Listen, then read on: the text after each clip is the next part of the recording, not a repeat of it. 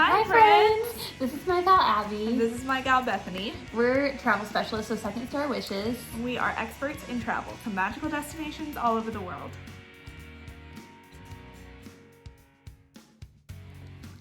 Today we are talking about transportation at Walt Disney World. Yes. So at the beginning of your trip, your transportation is going to depend on how you're getting there, so whether you're flying or driving.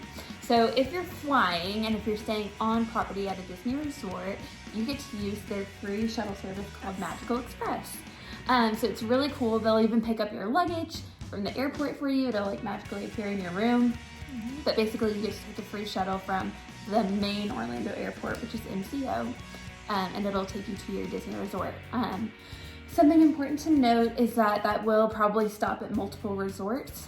So know that it's not always like a direct transportation, but it's so easy and simple. There are signs everywhere in the Orlando airport. You check in with your magic band. So it's just kind of like a fun way to kind of start your Disney transportation. It's a magical beginning. Yeah, and you'll get to watch Disney videos on the way there and just get in the mood. It's so fun. So I love Magical Express, but you can also, Disney now offers the Minnie Vans service from the airport. So cute. They're really cute. They're wrapped in Minnie Mouse polka dots. So cute. They're Chevy Traverses is the normal one, but they also have bigger vans that can accommodate larger parties or wheelchairs or whatever that may be. And so you can arrange that from the airport, but that's going to be an additional fee, like the Minnie Van service always is. So you can use that for the airport, or you can just use it while you're scooting around throughout your vacation. But it's so fun, and I like the Minnie Vans because they're direct, like any other rideshare service. So it's just going to be you and your family. And sometimes if you're going somewhere weird, like if I'm staying at this resort, but my dinner is at that resort, but there's not really a good way to get from one to the other, Minnie Van is a perfect option. Oh yeah, that's a good tip. Yeah, pro tip. Yeah. So if you're not flying to Orlando, then you're probably driving. And there are a few things you need to remember. If you're driving and staying on property, you will pay for parking at your resort, but you won't have to pay at the parks because it's free if you're staying on property. Also, if you're an annual pass holder, then you don't ever have to pay for parking at the parks. Mm-hmm. If you're staying off property, then you will have to pay for parking at the parks each day, and I think that's $25 per day for off-property guests. There are some benefits to driving your own car to the parks. A lot of people really like the flexibility of being able to just go to the parking lot, get in their car, and leave. But one of the setbacks is that it can kind of be a hassle, especially if you have kids, to put them all in the car, get all of your stuff, navigate your way through, especially if it's a first time trip for your family. It might be a little bit more difficult to navigate the parking lots and then getting from your parking space to the parks, because it is a huge property and some of the parking lots can be a little bit confusing to navigate your first time. But again, it offers that flexibility. Usually if you park at the parks, you'll have to get onto a shuttle, and then that will take you to the park entrance. So that's something to remember. Steps. Yes, a lot of steps to driving yourself. But if you enjoy that flexibility, then that might be the option for you. True. Okay, so now we're going to talk about my favorite resorts because they have the best, in my opinion, transportation. So I'm going to talk about first monorail transportation. So there are a few resorts that are on the Disney monorail. They are the Contemporary, the Polynesian, and the Grand Floridian. So those resorts are all on the Magic Kingdom monorail. So if you get on, then you can ride the monorail and get off at Magic Kingdom right at the entrance. So it's really great, super easy. The monorail is awesome because you don't have to fold up strollers or anything like that. You just put them right on. And it's a quick, easy way to Magic Kingdom. And it's just so classic Disney. Yeah. I just love it so much. I feel like that is one of the iconic views of Disney World that people think of, is the monorail going in front of the Epcot Ball or Magic Kingdom, the train station. For sure. And depending on where you're staying, so if you're in the Contemporary, if you're in the main tower, or if you're in the main building at the Grand Floridian, you don't even have to go outside. You just go to the monorail floor and then get on. You can also take the monorail over to the Ticket and Transportation Center and change monorails to go to Epcot, which is still pretty easy, way easier than some of the other transportation options we'll talk about later. So love the monorail, big fan. Yes. Most of those resorts will also have boat transportation. So you've got those same three that I mentioned, the Contemporary, the Polynesian, and the Grand Floridian. And then for Magic Kingdom boats, you're also going to have Fort Wilderness and Wilderness Lodge, which Fort Wilderness is great because it's a value resort. Yes. That you get boat access with, which is amazing. Yeah. And Fort Wilderness's boat is direct. You don't even have to stop at any of the other resorts. And then at Epcot, your boat resorts are going to be the Yacht and Beach Club and the Boardwalk and the Swan and Dolphin. So lots of resorts with boat access. And I love the boats because I think it's a fun way to start your day. It's a little bit more magical than like getting in a car like you do every day at home. True. And so they're quick, they're easy, they're small. It's not going to be like a ton of people. And they're, like I said, just really quick, kind of a direct way. Yeah. Back and forth. And I found a lot of times if the monorail, for example, has a long line, usually the boats will be a little bit quicker to get on and then to get to your resort. So boats, also highly recommend, big fan. And then those same resorts are kind of in the same category of being walking distance from a park. So at Magic Kingdom, the Contemporary is walking distance, and they are currently building a walking path from the Grand Floridian to Magic Kingdom, so soon that will be walking distance. Fun fact. Yeah, it'll be a little bit of a further walk. The Contemporary is definitely closer. And what I love about walking to Magic Kingdom from the Contemporary is you've got your own security screening that is just for people walking from the Contemporary. So when you walk through security, your family will be the only ones going through at that time. It's so easy. So VIP. Oh my gosh, yeah. And it's just like less stressful and so much better. So I love that. And it's really short. Like it's not, some of these walks, like at the Epcot resorts can be a little bit longer, but I like the Contemporary because it really is a short walk. It really is like 5-10 minutes, depending on how fast your kids will walk. And so then over at Epcot and Hollywood Studios, all those same resorts are quote unquote walking distance, but some of them are closer than others. So Beach Club, for example, depending on which room you're in, you could be steps away from the International Gateway at Epcot. So that can be really, really close, super easy walk. Same thing if you're at the Boardwalk, depending on which room you're in, if you request a certain room location, you can be really close to the entrance of Hollywood Studios. Right. But if you're not in one of those like super close locations, you may have a further walk. And some people don't even consider it walking distance. Like some people don't think of Beach Club as walking distance to Hollywood Studios. I did it. Yeah, it's definitely doable. But maybe more for like the start of your day when you're not super tired yet.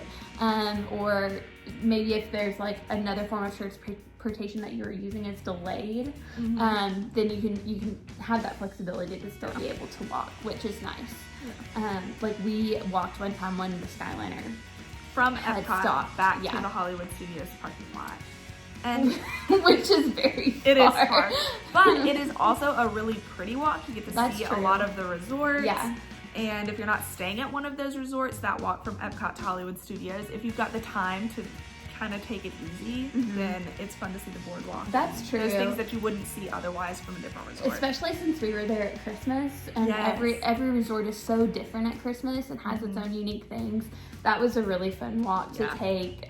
Maybe even if you're just wanting a break in the middle of your day, you know, take that time and go walk around and see what the different resorts' gingerbread houses are like, or their Christmas trees. The carousel. Yeah. I love those resorts in between Epcot and Hollywood Studios. They're some of my favorites. So something to think about when you're thinking through transportation is that walk in particular. The next form of transportation is the newest form of transportation at Walt Disney World, and it's my favorite. It's the Skyliners, and they service several resorts on property, Hollywood Studios, and Epcot.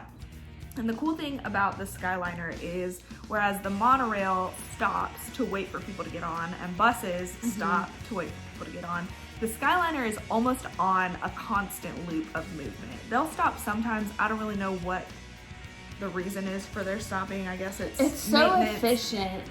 But I know that they stopped to let handicapped guests get into the handicap pods. So they've actually got a separate branch at the stations. So the normal gondolas are just continuously moving, and then sometimes they'll break off one that's going to be used for like a wheelchair or a scooter or something like that that will move into this other level. So it's really waiting efficient here so that it can stop and everything else is still moving. Yes. So you will step onto like a very slowly moving gondola and get in. I think you do have to fold up strollers. I don't have kids, so I don't mess with strollers usually, but you do have to fold them up as opposed to the monorail where you can just roll them on. But the cool thing about these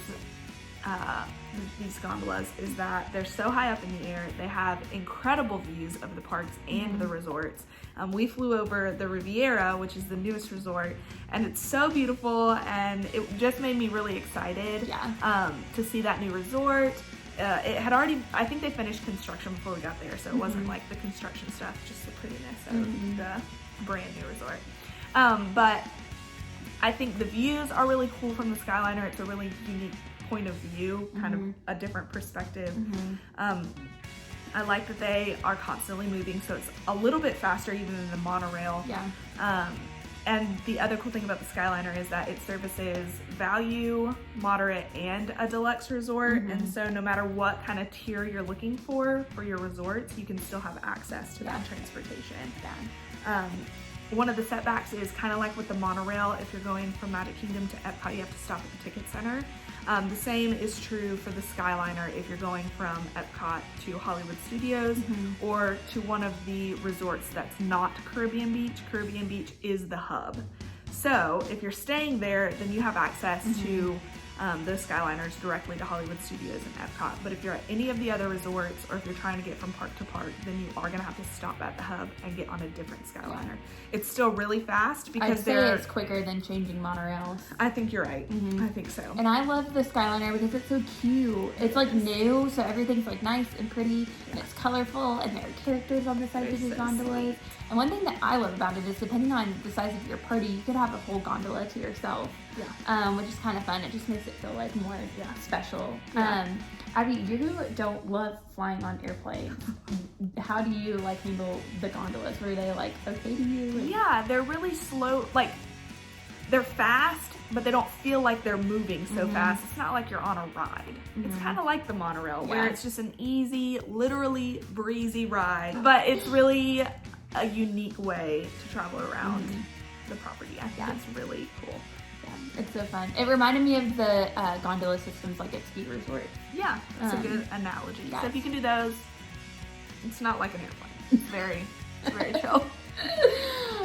Okay, so that brings us to the kind of transportation that all Disney resorts have, which is the buses. Yes. And so there are great things about the buses. For one, every Disney resort has them, and I love taking the buses because it just makes me feel like I'm on vacation. I'm not having to think about how to get somewhere. I'm not having to load up my car. It's just so much easier just to like have somebody taking you from place to place. And I was telling Abby this earlier. I used to work at Disney World at Magic Kingdom, and the parking lot for cast members is separate for Magic Kingdom, so you would have to take a Disney bus over to work. And so for me, it just kind of has like a special place in my heart because it kind of reminds me of when I used to work there. So it's kind of like fun. It's like nostalgic. Yeah, so it's sweet. And I love that the buses are available for all the resorts. But there are some things that, depending on which resort you're at, can be factors in riding the buses. So some of the resorts don't have a direct bus line from the parks straight to that resort, and it's shared with other resorts nearby. So for instance, the All-Stars are that way. If it's really busy, they'll have a direct line, but most of the time, if you're going all the way to All-Star movies, then you're gonna stop at sports and music before you get to that line. So it adds a little bit of transportation time between the parks and your resort. True. And some resorts like Port Orleans, Riverside are really large. And so you may have even like travel time to get to your bus stop. So that's a really important thing to know, and make sure that you're requesting a room close to transportation. Because we stayed at Riverside one time where we had like a 10-minute walk to the bus stop. So that's something to keep in mind too. It also, the bus stops themselves will be different depending on the resort. So like when I stayed at Wilderness Lodge, they also had boat access. So not as many people are using the buses. the bus stop is a little bit smaller and it's covered Yeah. and shaded. Whereas at All-Star, the bus is the only option, and you're just out in the middle of the sun and waiting for your bus. And so I think the most important thing with buses is to know what you're signing up for, to know what you're getting, and to be prepared for that. Another thing that I love about the buses is that the new ones are so cute. Oh yeah. They have some that are like character themed, so they'll have like Minnie on the side or whoever. They're remodeled on the inside, so they'll have like aux USB cords. chargers. Not aux cords. They'll have, go ahead, try that again. They'll have USB cords on the inside so you can charge your phone. The seats are comfier, so I like the newer buses better. But definitely. Yeah. And eventually they'll probably all be newer. But I do think that it's a good option for people staying on property as opposed to driving. For people who don't like driving, some people do, we know, but we much prefer to not have to think about it ourselves. And so buses are a good option for all of the resorts as a way to just kind of feel, kind of like you said, like you're on vacation and you don't have to mess with driving around or figuring out how to get somewhere.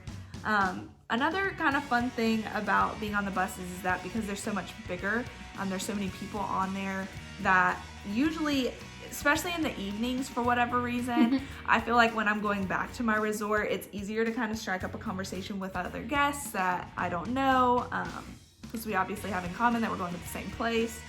And it's just kind of a fun way to interact with other guests on property as well. Yeah, that's so fun.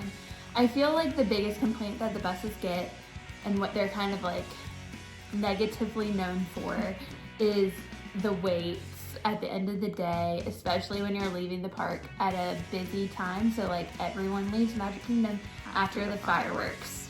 And so the bus lines are going to be really long then. And so you could be waiting in your bus line and see like 3, 4, 5 bus loads leave for your resort while you're still waiting in line. Basically everyone who's staying at your resort going back. Yeah, so that's just something to, like I said, just to kind of like know about, be aware, be prepared for, and if that's not what you want to do, you do have other options available depending on which resort you're staying at. Or sometimes, you know, you can decide like, hey, like let's take a Minnie Van, let's Uber, let's do something else. So just know about that and be prepared, and also I just kind of keep it in mind when you're planning your day. So that may be something like that makes you decide to hit another couple rides at Magic Kingdom before you leave, so that you give yourself that buffer of the crowd all leaving at the same time. And that is one perk of having a travel specialist help you plan your trip, because obviously we know a lot about these transportation systems and we know where you're going to be staying, and we can kind of advise you, okay, maybe you should leave a little bit later on this day so you're not hitting that bus line traffic, or, you know, we can help you get from one resort to another resort. If you've got a dining reservation, maybe there's not a clear way to get there, we can help you with those kind of details. Yeah, for sure. So that's it. That's transportation at Disney World. Yeah. We love it. We're so excited. That's one of the things I love most about Disney World is you're in the Disney bubble. Yes. And everything's taken care of for you, even how you get from place to place. Absolutely. And I just think it makes it more unique and special and magical. So too. Thank you guys for watching. Thank you for watching. Make sure to follow us on socials so that you don't miss any future videos. You can find Abby on Instagram and Facebook at Golden Days Getaways. And you can find Bethany on Facebook and Instagram at Best Days by Bethany. Thanks. Bye. Bye.